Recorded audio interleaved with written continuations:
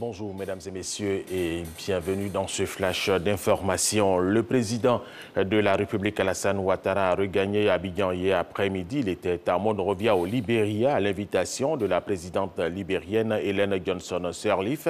Le chef de l'État a pris part à la cérémonie solennelle d'hommage organisée en son honneur et au cours de laquelle il a été élevé au grade de chevalier grand cordon dans l'ordre très vénérable des pionniers de la République du Libéria, la plus haute distinction du pays. À travers cette distinction décernée aux personnalités ayant rendu des services exceptionnels au Libéria dans les domaines des relations internationales, des arts et des sciences, la République sœur du Libéria et le peuple libérien entendent saluer le leadership du président de la République Alassane Ouattara, sa gouvernance à la tête de la Côte d'Ivoire, mais également sa contribution au renforcement des relations d'amitié et de coopération entre la Côte d'Ivoire et le Libéria. Revenons sur cette cérémonie d'hommage avec notre envoyé spécial au Libéria, Jérôme Kofi Abolin.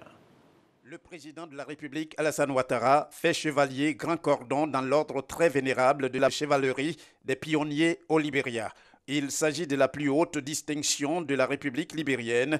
À travers cette distinction, la présidente du Libéria, Ellen Johnson Sirleaf, entend reconnaître au chef de l'État ivoirien les retombées de ses actions de développement et surtout d'intégration aussi bien dans la sous-région, sur le continent que dans le monde. Le président de la République ivoirienne s'est dit heureux et fier d'être élevé à ce grade par la présidente Ellen Johnson Sirleaf, qui a décidé ainsi de lui rendre hommage. Je voudrais d'abord dire grand merci à Madame la Présidente Ellen Johnson Sirleaf qui a bien voulu nous inviter pour cette cérémonie exceptionnelle, importante, et lui dire que nous sommes venus à cette invitation avec beaucoup de plaisir. Madame la Présidente est une femme remarquable, un chef d'État que nous admirons beaucoup, qui a beaucoup fait pour le Libéria, mais également pour la sous-région et bien évidemment pour le continent.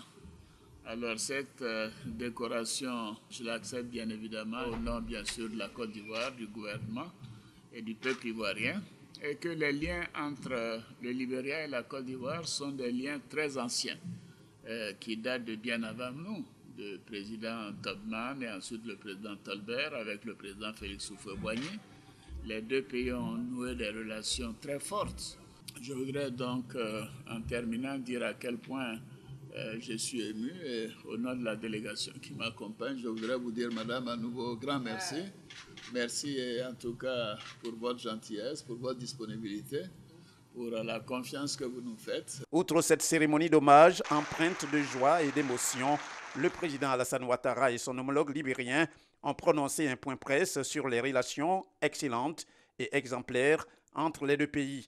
Point presse consécutif à une rencontre d'échanges bilatéraux élargie aux délégations respectives, après que le président ivoirien a signé dans le livre d'or de la présidence libérienne. Mais bien avant, c'est en triomphe que le président Alassane Ouattara a été accueilli à son arrivée, à sa descente d'avion par la présidente libérienne à l'aéroport de Monrovia, où il a eu les honneurs militaires. Jérôme Kofi Abolin, le gouvernement ivoirien a procédé vendredi au lancement du système de cadastre minier rénové, occasion pour le ministre de l'Industrie et des Mines, Jean-Claude Brou, de vulgariser auprès des opérateurs du secteur le nouvel outil acquis qui viendra moderniser la gestion des autorisations et autres titres miniers. 12 pays africains s'engagent pour réduire les risques de transmission du VIH et de la tuberculose chez les consommateurs de drogues injectables.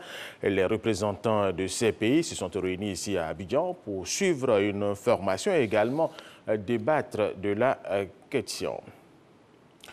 Les grandes rencontres du Conseil économique, social, environnemental et culturel CESEC, c'est un rendez-vous de débat. Dramane Aïdara, le directeur pays de l'Organisation internationale du travail, a été reçu à ce rendez-vous. Il est intervenu sur le thème l'agenda du travail décent et la problématique de l'emploi des jeunes. Pour lui, les pays africains doivent adopter une nouvelle politique du travail pour résorber la question de l'emploi des jeunes.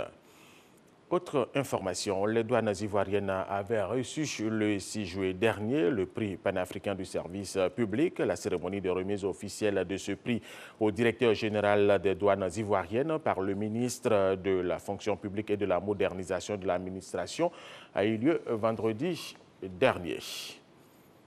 Et toute autre chose, 8 personnes sont mortes hier samedi soir à Dakar dans un mouvement de foule survenu à la suite d'échauffourées entre supporters dans le stade où se déroulait la finale de la Coupe de la Ligue sénégalaise de football. Au moins 60 personnes ont été blessées dans la bousculade et ont été évacuées vers des hôpitaux de la capitale sénégalaise. Voilà, et terminons avec cette information pour le magazine de ce dimanche. Nous allons recevoir M. Bamba Adama, président de la Fédération nationale des producteurs d'anacarde de Côte d'Ivoire. Vous l'avez compris, nous allons parler de la filière anacarde. Comment se porte cette filière? Est-ce que les producteurs gagnent leur vie en pratiquant cette culture? La réponse à 13 h.